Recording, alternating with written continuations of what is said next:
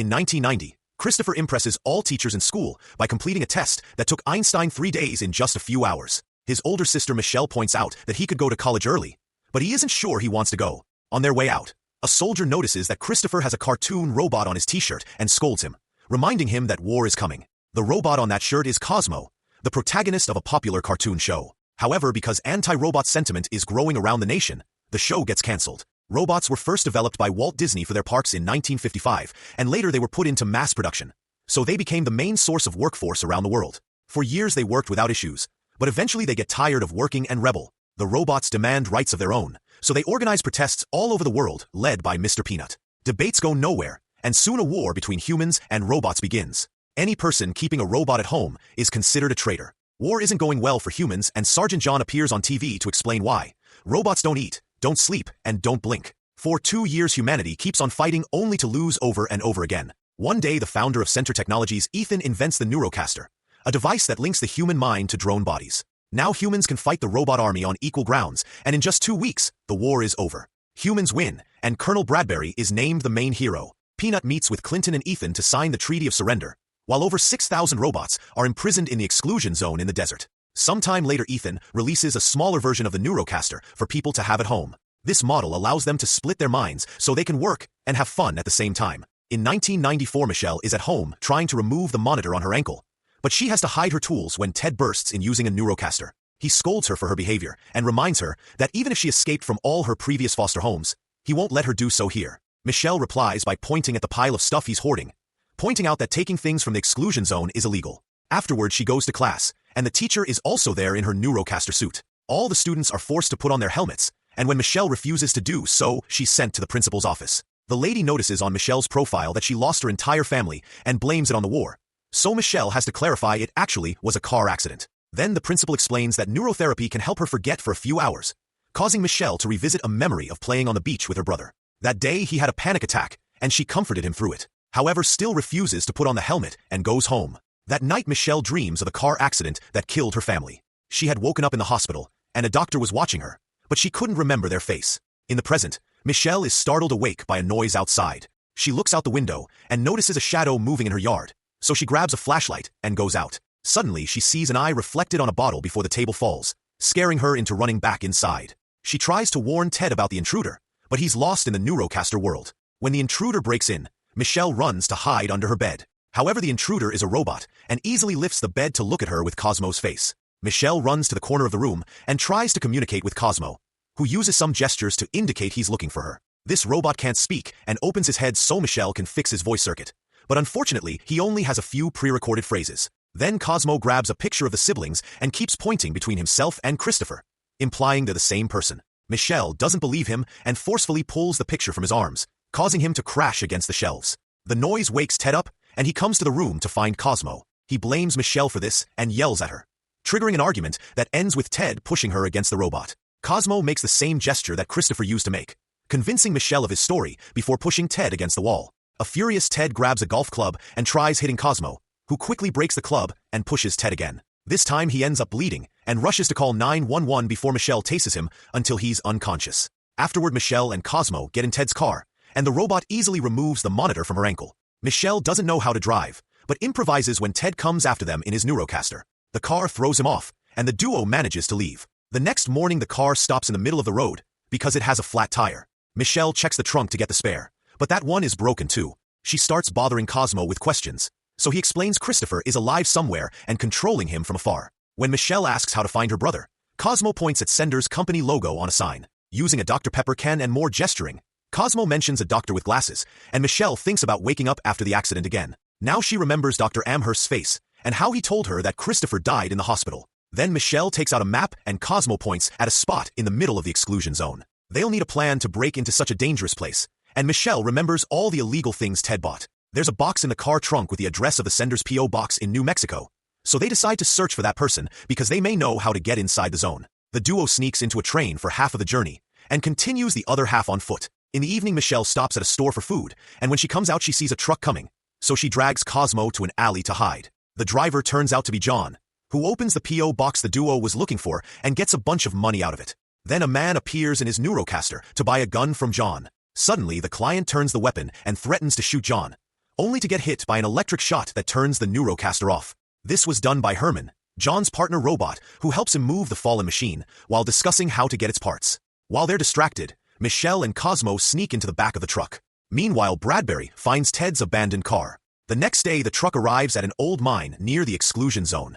John and Herman move their latest acquisitions inside, unaware that Michelle and Cosmo are hiding in a box. While John and Herman argue over missing cables, Michelle tries to use the distraction to sneak around, but Cosmo accidentally activates a singing fish and gives away their location. When John and Herman surround them, Michelle explains she only wants a guide into the exclusion zone, but John thinks she's crazy. At that moment, the elevator goes up and John concludes someone followed them, so the whole group hides. When the elevator comes back down, it reveals Bradbury. He announces this place is now under the jurisdiction of the Robot Deactivation Task Force, and makes John and Michelle come out with their hands up. John tries to pretend Michelle is his sister, but Bradbury recognizes her and says she's under arrest. Herman tries to shoot Bradbury with his electric beam, but Bradbury sees him and uses John as a shield. Then Bradbury opens fire, destroying big parts of the room while everyone runs to hide again. When he corners the robots, Michelle comes out and hits his arm with a fire extinguisher, only for Bradbury to steal it from her and destroy it. As the room fills with smoke, Michelle claps her hands to turn off the lights. Suddenly the fish decoration starts singing again,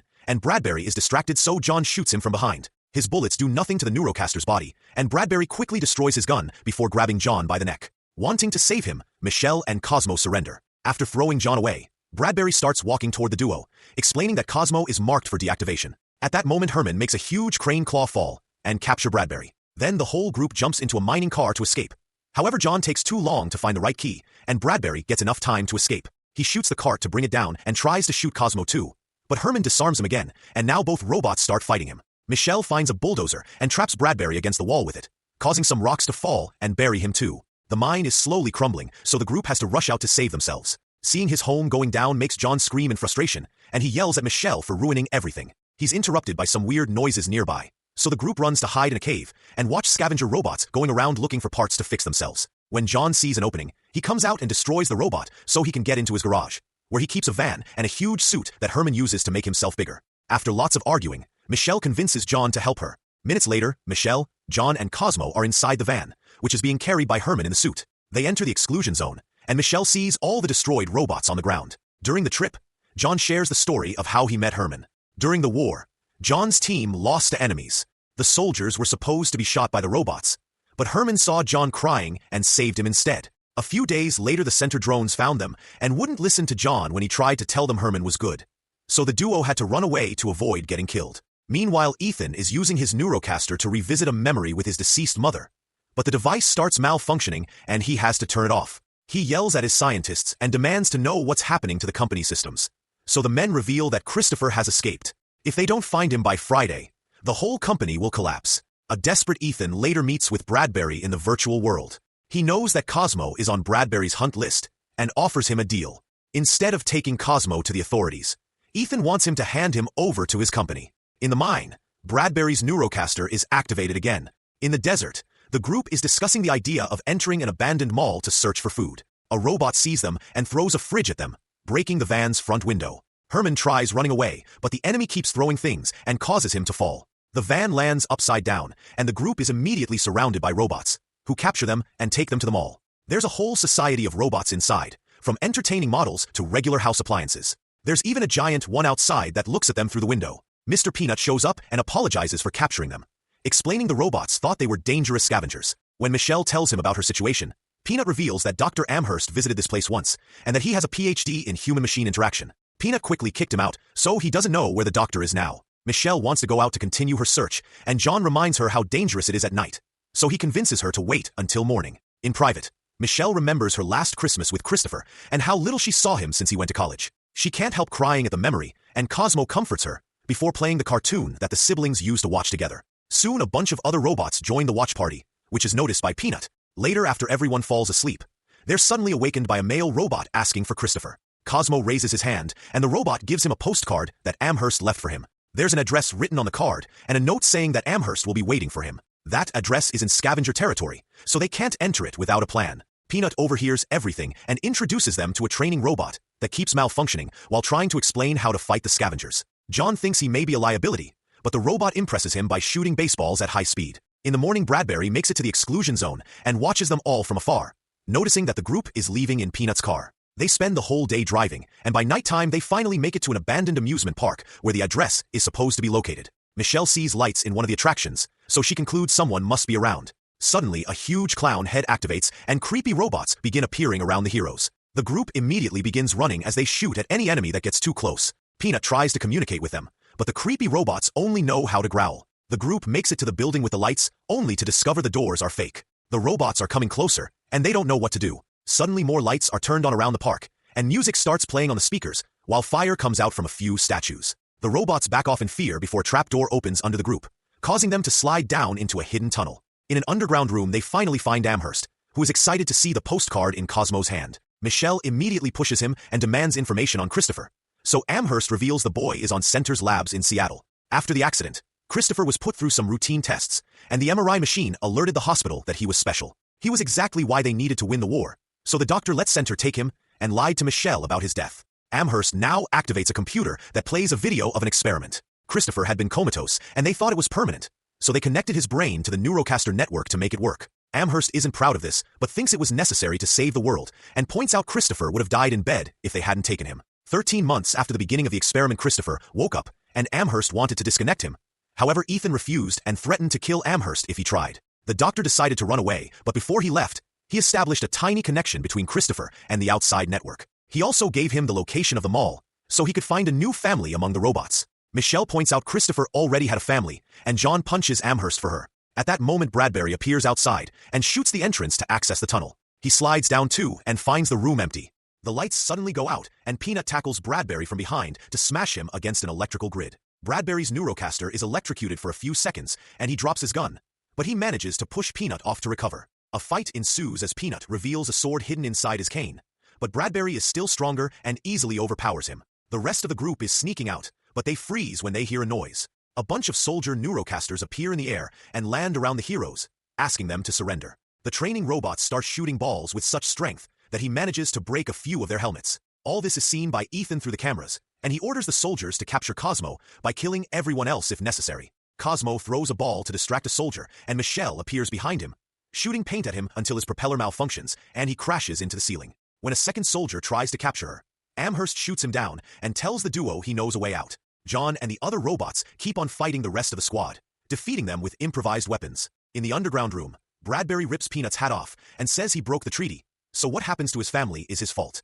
At the same time, a bunch of soldiers arrive at the mall. Then Bradbury comes out and starts shooting at attractions randomly. Amherst tells his friends to run before he comes out to comfort Bradbury, daring to shoot. Bradbury hesitates to kill another human being, so Ethan takes over a Neurocaster and shoots Amherst himself. The doctor falls on some debris and dies when a metal bar impales him, which leaves Bradbury reconsidering his morals. Michelle and Cosmo try to run away, but they're surrounded by soldiers. One of them holds Michelle down, while the other grabs Cosmo to then fly away.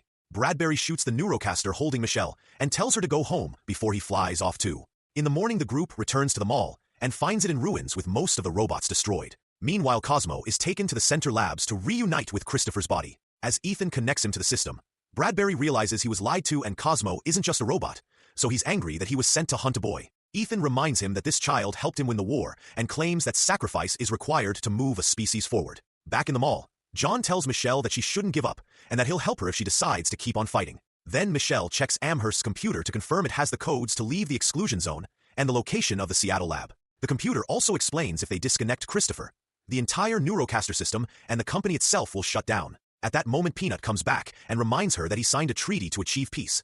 But Michelle changes his mind by pointing out that the attack on the mall means the treaty is invalid. Using a bunch of abandoned trucks, John, Michelle, and all the surviving robots leave the desert and make their way to Seattle. Herman even finds a new giant suit and uses it to start throwing things at the Center labs, cracking their windows. Ethan immediately sends all his soldiers out, so Herman and John begin running away to make them follow them, creating an opening for Michelle and Amherst's computer to sneak into the building. John shoots at the incoming soldiers while Herman smashes them with his huge hands.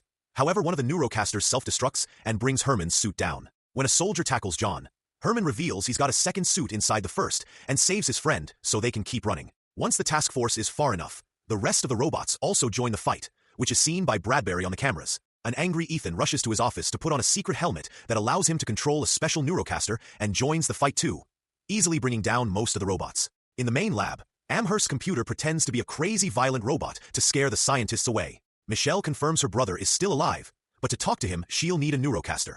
At the same time, Bradbury goes outside and tells Peanut where to find Ethan, saying he's finally found someone less human than a robot. Then he disconnects his neurocaster, finally quitting the war. When Michelle puts on the helmet, she finds herself in the memory of her last Christmas with her brother. She tells Christopher that she wants to save him, but he explains that his body is weak and disconnecting him will kill him. He doesn't want to live the rest of his life in this state though, so he tells his sister to do it anyway. In the meantime, Ethan destroys Herman's final suit. The little guy is also hurt, and John rushes to help him, but it's too late. At that moment, Ethan is found by Peanut, who says he wants to renegotiate the treaty. In the lab, Michelle refuses to disconnect her brother because she doesn't want to lose him again. Christopher insists he hasn't felt anything in years, so he can't be saved. But her friends do need the help. After lots of tears, Michelle says goodbye to Christopher and returns to the real world to finally disconnect him. All the neurocasters instantly go down, and the robots celebrate their victory.